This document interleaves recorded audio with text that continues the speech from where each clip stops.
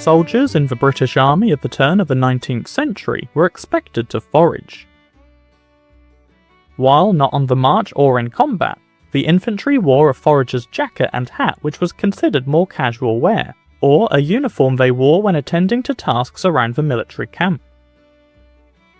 A rather odd component of their uniform is a leather band around their neck called a stock.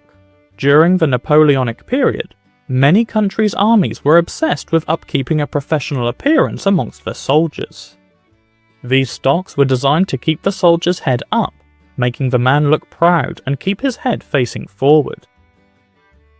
Muskets of the early 19th century were only accurate up to approximately 80 yards, so modern camouflage was pointless. Instead, the British Army, and indeed most armies of this period, prided themselves on looking professional and colourful. Despite popular belief, the colour red was not chosen for uniform clothing to hide bloodstains from injuries. Instead, red was the chosen colour for the majority of the British infantry, because red was the cheapest dye to purchase in great numbers, being widely available across Britain from the madder herb. At the height of the Napoleonic War period, there were over 100 regiments in the British Army. Each regiment had small differences in patterns and colours on their kit, ranging from different lacings and buttons on the front of the jackets to different coloured collars, making each regiment individually identifiable.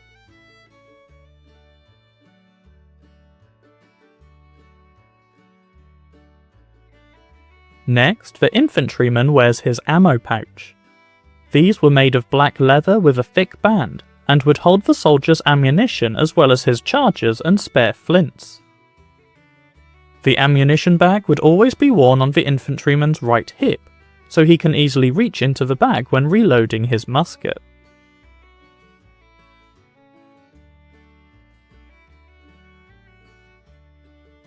Over the opposite shoulder, a second strap is worn with a scabbard which holds the infantryman's bayonet. In modern warfare, the bayonet is still used, but it features a handle so it can be used as a knife on its own for close quarters combat. During the Napoleonic era, bayonets could technically be used this way, but they were made to be screwed onto the end of the musket. Indeed, the musket would make for a decent melee weapon, as the butt is made of dense walnut wood, so could be used to clobber an opponent. And then the bayonet was much longer than modern equivalents, so once it screwed to the end of the musket, they acted as spears which could stab an opponent while remaining more than an arm's length away.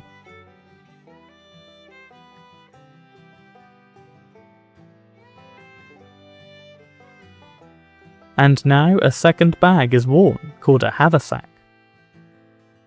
This is for food and other personal items that the soldiers would typically require during campaign. Often, soldiers would take hardtack cakes with them, which were very dense and could last a long time without spoiling, but they were not very nutritious or tasty on their own.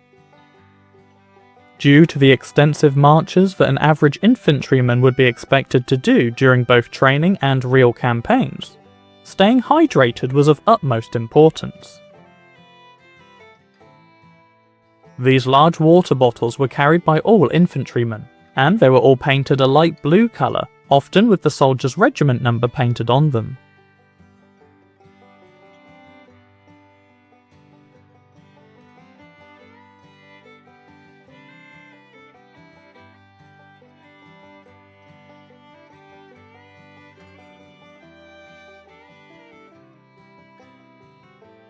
Helmets were not common during the Napoleonic period, and when they were worn, they were mainly reserved for cavalry units. Instead, the infantrymen were issued with Belgic hats, which served no real purpose other than to make the soldiers look professional.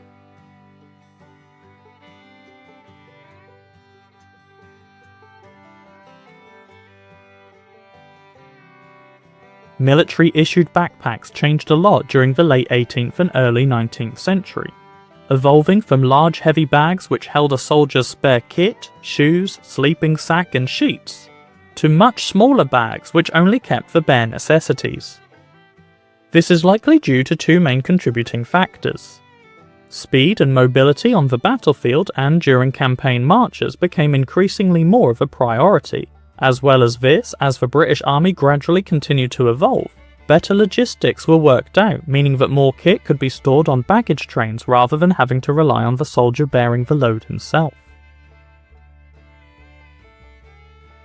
The infantryman's firearm of the early 19th century, and indeed the ones primarily used at Waterloo, were muzzle-loaded flintlock muskets.